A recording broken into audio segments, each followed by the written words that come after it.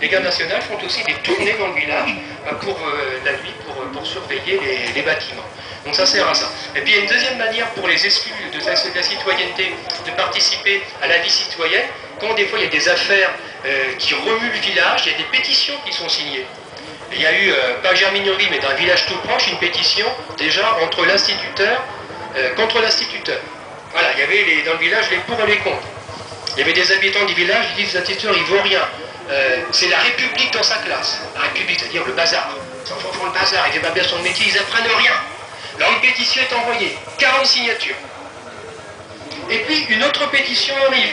Cette fois-ci pour l'instituteur. Mais non, il est très bon, on avait des enfants apprennent bien avec lui. Et donc au total, sur un village qui compte à peu près 600 habitants, on a 80 signatures d'adultes qui ont participé pour ou contre. Et dans ceux qui ont signé, il y a des gens qui n'ont pas le droit de vote. Donc il ne faudrait pas en conclure que parce qu'un homme n'a pas le droit de vote à cette époque-là, il ne participe en rien.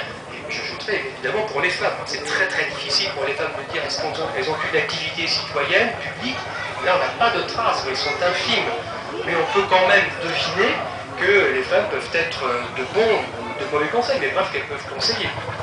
D'ailleurs, en 1848, lors des premières élections au suffrage universel pour les élections législatives, l'évêque de Chartres, Clausel de Montagne, ne manque pas, dans l'appel qu'il adresse aux prêtres et qui sont tenus de lire à la chaire le dimanche, il écrit qu'il faut que les femmes fassent pencher dans la bonne direction. Dans la direction, bien sûr, conservatrice, vous l'avez deviné.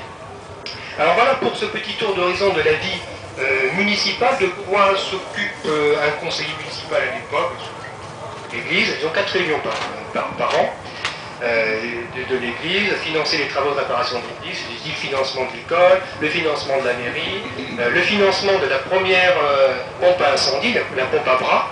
Hein, ça aussi, c'est aussi un investissement. Et puis de temps en temps, avec le préfet, ça chauffe.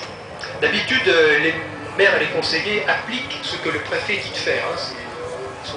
Voilà, la liberté d'expression est quand même moins importante qu'aujourd'hui. Mais en 1844, il y a une très très grosse affaire qui concerne tout le département de Eure-et-Loir et qui va mettre le feu au département, si je puis dire, puisque le préfet décide.